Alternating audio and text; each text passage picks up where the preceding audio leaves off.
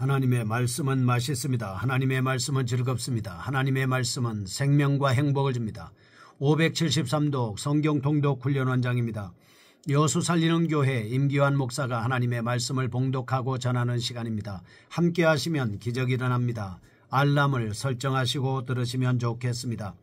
본 방송은 유튜브에서 성경 통독 임기환 검색하시고 구독하시면 계속되는 하나님의 말씀 업데이트를 통해서 은혜 받으실 수 있습니다. 오늘은 시편 103편을 봉독하고 말씀을 전하겠습니다. 시편 103편. 다윗의 시. 내 영혼아 여호와를 송축하라. 내 속에 있는 것들아 다 그의 거룩한 이름을 송축하라. 내 영혼아 여호와를 송축하며 그의 모든 은택을 잊지 말지어다. 그가 내 모든 죄악을 사하시며 내 모든 병을 고치시며 내 생명을 파멸에서 속량하시고 인자와 긍휼로 관을 씌우시며 좋은 것으로 내 소원을 만족하게 하사 내 청춘을 독수리같이 새롭게 하시는도다. 여호와께서 공의로운 일을 행하시며 억압당하는 모든 자를 위하여 심판하시는도다. 그의 행위를 모세에게 그의 행사를 이스라엘 자손에게 알리셨도다. 여호와는 긍휼이 많으시고 은혜로우시며 노하기를 더디하시고 인자하심이 풍부하시도다. 자주 경채가지 아니하시며 노를 영원히 품지 아니하시리로다. 우리의 죄를 따라 우리를 처벌하지는 아니하시며 우리의 죄악을 따라 우리에게 그대로 갚지는 아니하셨으니 이는 하늘이 땅에서 높음같이 그를 경외하는 자에게 그의 인자하심이 크심이로다. 동이 서에서 먼 것 같이 우리의 죄과를 우리에게서 멀리 옮기셨으며 아버지가 자식을 긍휼히 여김같이 여호와께서는 자기를 경외하는 자를 긍휼히 여기시나니 이는 그가 우리의 체질을 아시며 우리가 단지 먼지뿐임을 기억하심이로다. 인생은 그날이 풀과 같으며 그 영화가 들의 꽃과 같도다. 그것은 바람이 지나가면 없어지나니 그 있던 자리도 다시 알지 못하거니와 여호와의 인자하심은 자기를 경외하는 자에게 영원부터 영원까지 이르며 그의 의인은 자손에게 이르리니 곧 그의 언약을 지키고 그의 법도를 기억하여 행하는 자에게로다. 여호와께서 그의 보좌를 하늘에 세우시고 그의 왕권으로 만유를 다스리시도다. 능력이 있어 여호와의 말씀을 행하며 그의 말씀의 소리를 듣는 여호와의 천사들이여 여호와를 송축하라. 그에게 수종들며 그의 뜻을 행하는 모든 천군이여 여호와를 송축하라. 여호와의 지으심을 받고 그가 다스리는 모든 곳에 있는 너희여 여호와를 송축하라. 내 영혼아 여호와를 송축하라. 아멘. 시편 103편입니다. 인생을 향한 하나님의 은총입니다. 시편 103편은 자신과 하나님의 언약 백성들 그리고 모든 창조계에 베풀어진 은택들로 인해 여호와 하나님을 찬양하는 다윗의 시입니다. 특히 전체 시편 중에서도 문학적 가치와 예술적 구성 그리고 내용을 사모함에 있어서 탁월한 시로 알려져 있습니다. 본시 전체에 흐르고 있는 밝고 힘찬 분위기는 다윗의 시편에서 느낄 수 있는 감동과 환희를 자아내고 있습니다. 이처럼 시의 어휘와 문체 속에서 표현된 시인의 내면 세계나 표제의 언급은 본시가 다윗에 의해 만들어졌음을 증거하고 있습니다. 하지만 여러 학자들은 본시의 다윗 저작서를 받아들이지 않습니다. 그들에 의하면 본시에는 아람어화된 전미서가 많이 나타납니다. 이러한 언어 형태는 본시가 저작임을 모호하게 한다는 것입니다. 그러나 본시가 어떤 유형에 속하는지를 결정하는 것 또한 쉽지는 않습니다. 일반적으로 분류의 방식의 주장은 크게 두 가지입니다. 찬양시와 감사시로 나눌 수 있다고 합니다. 한편 본시 전체에 나타난 특징적인 내용과 신학적 의미를 살펴보겠습니다. 첫째, 시인은 본시에서 하나님이 어떤 분인지를 보여주고 있습니다. 3절과 4절 구원자 되시는 하나님이십니다. 12절에서 모든 죄악을 사하시고 죽음의 상태에서 생명을 구원하신 하나님을 찬양하고 있습니다. 뿐만 아니라 하나님이 이스라엘 민족의 죄를 해결하셨다라고 노래합니다. 이처럼 창세기 3장 14절에서 19절 죄 문제는 인류와 피조계 전체가 하나님과 정상적 관계를 형성치 못하도록 만들었습니다. 그러나 하나님께서는 죄인이 상한 심령으로 나와 하나님의 대속의 규례를 따를 때 죄를 용서받는 길을 준비해 놓으셨습니다. 그래서 시인은 시편 51편 17절 하나님의 원하시는 제사가 상한 심령과 통회하는 마음이라고 고백하고 있습니다.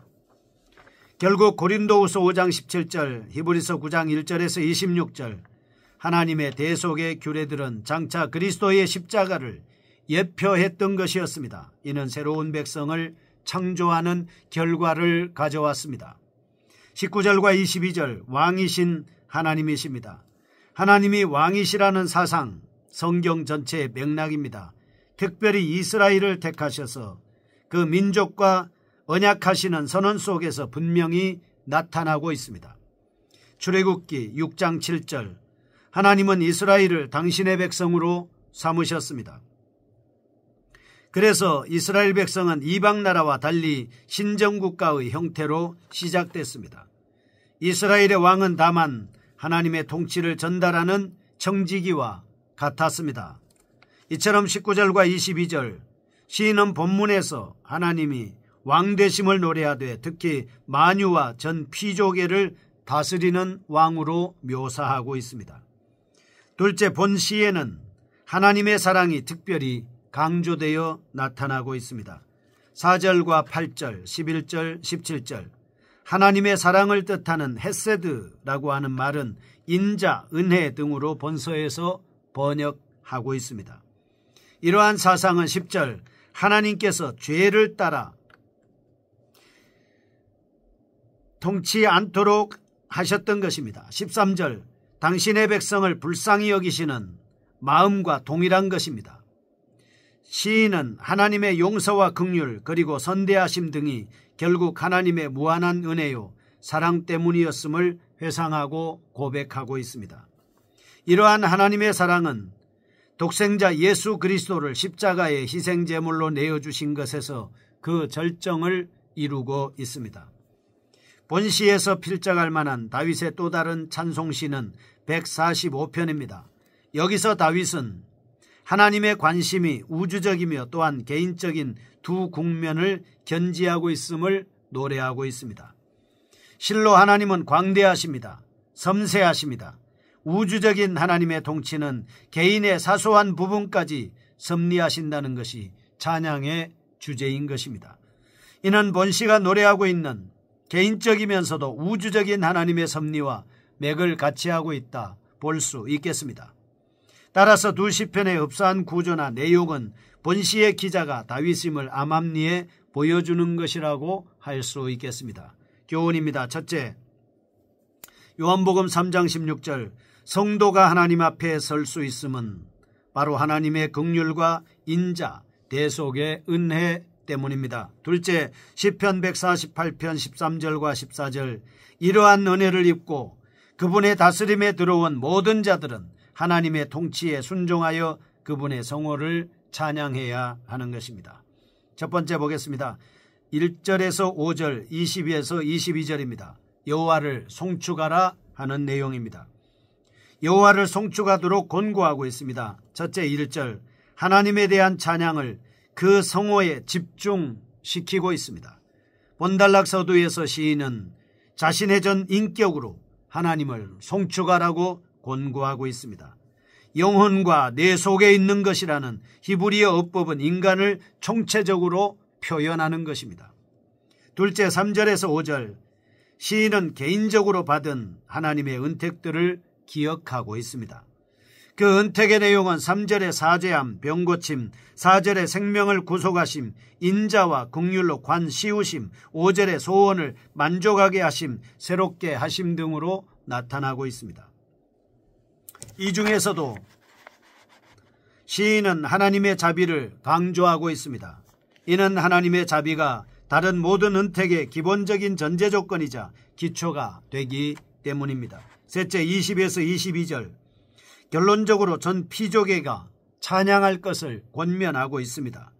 이스라엘의 구원 역사에 나타난 하나님의 은혜에 깊이 몰입했던 시인은 천군, 천사 그리고 모든 피조물에 대해 하나님을 찬양하도록 요청하고 있습니다. 이와 같은 천상계의 찬양에 대한 언급은 시편 148편 1절에서 4절에서도 나타나고 있습니다. 특별히 피조물로서 찬양의 당위성을 논하는 문맥이 들어있기 때문입니다. 다음과 같은 교훈을 얻을 수 있습니다. 첫째, 성도의 찬양은 마음과 몸과 뜻을 다하여 전체 인격으로 드려야 된다 하는 것입니다. 둘째, 성도는 하나님의 인자와 은혜를 잊지 말고 언제나 기억해야 합니다. 셋째, 하나님의 지으심을 잊고 그 다스림을 받고 있는 모든 피조물들은 하나님을 찬양할 의무와 특권이 있습니다. 두 번째입니다. 6절에서 19절 이스라엘에게 베푸신 은총에 대한 말씀입니다. 이스라엘 공동체에서 베푸신 하나님의 은혜를 회고하면서 찬양하고 있습니다. 특별히 하나님의 자비와 인자가 강조되고 있습니다. 6절에서 14절 이스라엘 역사에 나타난 하나님의 자비입니다. 15절에서 16절 인생은 덧없다는 내용이고 17절에서 18절 경건한 자의 자손에게 미치는 하나님의 은혜 등으로 나눌 수 있겠습니다. 13절 시인은 본달락에서 죄 많고 제멋대로인 인간에게 계속해서 자비와 은혜를 베풀어 주시는 하나님의 주권적 사랑을 부각시키고 있습니다. 한편 시인은 본달락에서 두 가지 이미지를 반복적으로 대조시킵니다. 하나는 아버지로서의 하나님, 변덕스러운 이스라엘, 다른 하나는 제한적인 인생과 하나님의 무궁하신 인자함에 대한 말씀입니다. 첫째 6절에서 14절 아버지로서의 하나님과 변덕스러운 이스라엘에 대한 언급입니다. 시인은 이스라엘 역사 관찰을 통해 얻은 결과들을 여기서 언급하고 있습니다. 출애굽기 32장 1절에서 10절 출애굽 이후에 펼쳐진 이스라엘 전 역사를 볼 때 이스라엘은 늘 불순종하고 반역하는 자식과 같았습니다. 출애굽기 34장 6절 반면 하나님은 인자와 긍휼을 베푸셔서 죄를 심판하지 않으시고 용서해 주셨습니다. 그러나 시인은 하나님의 사랑이 무분별하거나 원칙 없는 것은 아니다 라고 말하고 있습니다. 11절, 13절, 17절 하나님은 그를 경외하는 자에게 인자를 베푸신다는 것입니다. 이러한 자들에게 로마서 9장 4절 하나님은 아버지가 되십니다. 그 언약을 지키십니다. 시인은 결국 여기서 로마서 8장 28절 하나님을 사랑하는 자 곧 하나님의 뜻대로 부르심을 입은 자들에게 이 말 은총을 부자관계의 이미지를 통해서 가시적으로 보여주고 있다 하겠습니다. 둘째 15절에서 19절 없어질 인생과 무궁하신 하나님의 자비에 대해서 언급하고 있습니다. 모세의 시에서도 본달락과 같은 인생의 허물을 하나님의 영원하심과 비교하여 묘사하고 있습니다. 이것은 인간의 연약함을 강조한다기보다는 오히려 하나님의 인자와 의의 영원함을 강조하려는 시도인 것입니다.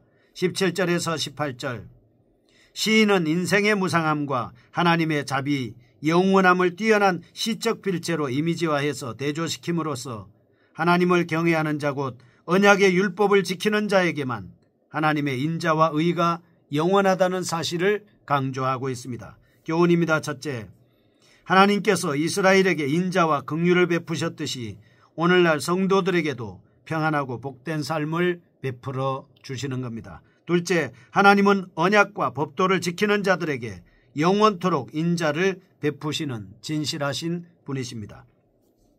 셋째, 인간의 존재는 일시적이므로 하나님이 없는 인생의 부귀영화는 참으로 무가치한 것입니다. 넷째, 하나님께서는 하늘과 땅 곧 피조계의 전 영역을 통치하십니다. 하나님 앞에 온전한 모습으로 서서 주님을 찬양하며 영광 돌리게 하여 주옵소서. 예수님의 이름으로 기도합니다. 아멘. 여수 살리는 교회 임기환 목사였습니다. 지금 극동방송을 듣게 하세요. 기적이 일어납니다. 우리는 지금 생명을 전하고 있습니다.